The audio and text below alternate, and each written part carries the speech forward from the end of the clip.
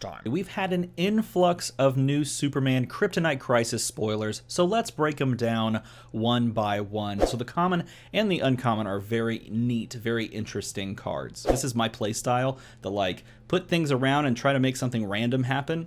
This hits me right where it should. This is probably my favorite that has been spoiled up until this point, and it's a common. Thank you, WizKids. This time. All right, we have a rare Poison Ivy pushed too far, 3-drop mask character. Oh god, why'd I blank on the villains? Oh my god, the blah blah blah blah blah, the villain thing. You know, I'll put it in like a text. I can't remember what that's called. The villains. I don't know. It's one of those affiliations that I've forgotten the name of because I don't know DC as well as I know Marvel, which is kind of just my thing. I don't know. An 012, 024, 136 stat line that we've always seen on Poison Ivy. She says when fielded, choose an opposing character replacing all previous choices. While she's active, when that character die attacks, you field a 0/2 plant token. While Poison Ivy's active, if a plant token is KO'd, target player loses a life.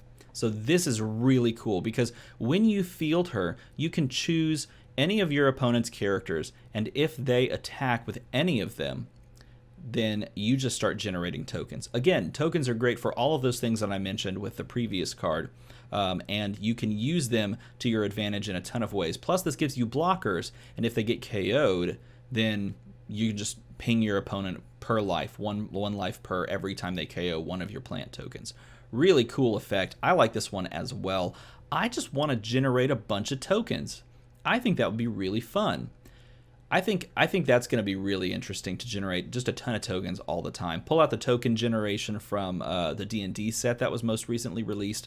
Put it with this. Put it with the Mr. Mind that we saw previously. You're going to have some interesting times. Raven. Darkness Manipulation is a 4-drop mass character. Teen Titans affiliated. We have the Titans back, and that's so cool. An 013, 124, 135 stat line. She says while she's active, when an opponent uses a global ability, if it isn't the first global ability they've used this turn, she deals them 1 damage. It's not the most powerful thing in the world, honestly. This is printed on like a Blink. I think Blink has gotten this kind of an ability before.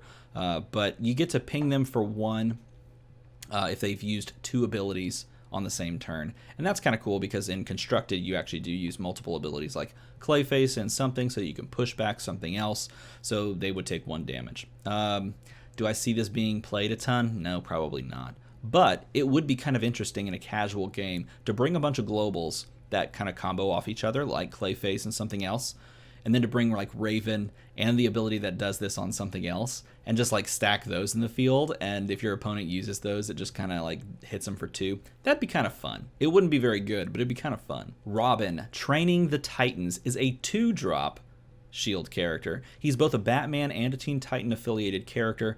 He's got a great stat line for a 2-drop, an 031, 142, 252 stat line, and his ability is only an Energize ability, so it will only trigger when you when you roll him on 2 shields. He says the first Teen Titan die you field this turn cost 1 less to field and gets +1 attack. So you have to roll him alongside of a Teen Titan, and if you do and you land him on the Energize effect, instead of fielding him as a 5/2 or a 4/2 or a 3/1, then you give a +1 attack buff to another Teen Titan, and it costs 1 less to field, which is interesting because he also gives you 2 shields from this effect because you're rolling him on 2 shields.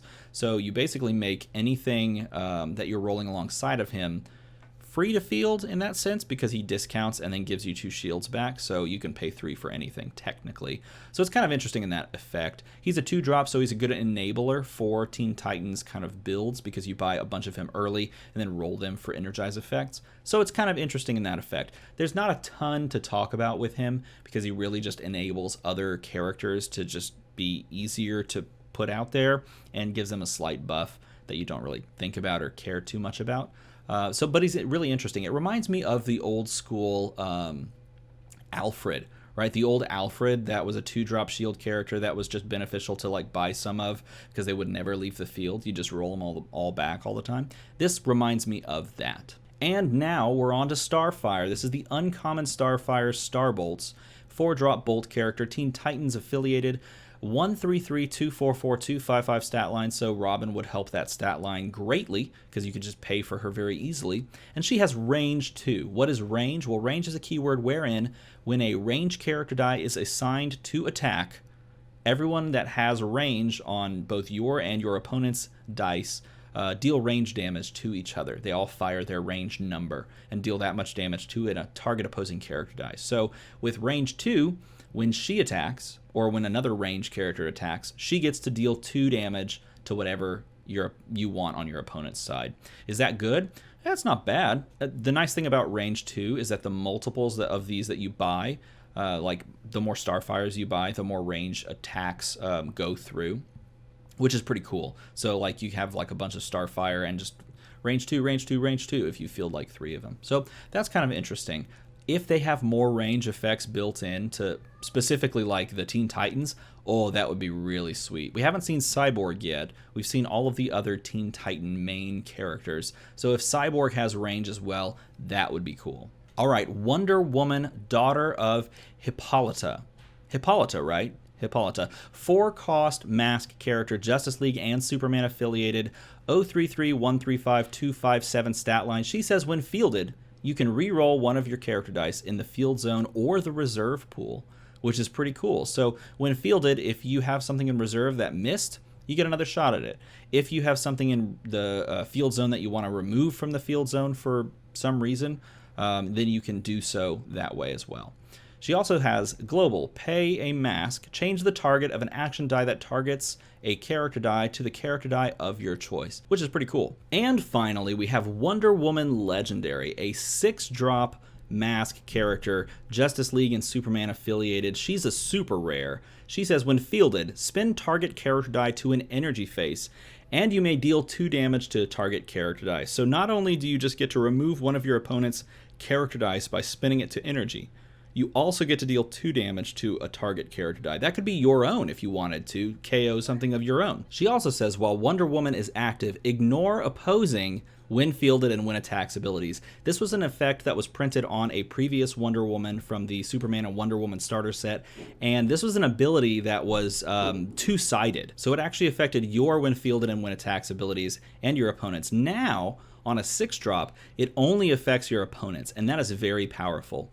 She also has a global that says pay a mask, change the target of an action die that targets character die to a character die of your choice, which is pretty cool. So this is literally loaded for bear with abilities that are positive for you and abilities that you can build around so they don't hurt you, like the global, for example. This card's insanely good. And the final card we're going to talk about is Throne Car, a basic action card that costs 4. It's one we've seen before. It gives up to 2 target character dice in your field zone +1 and Overcrush. That card's good.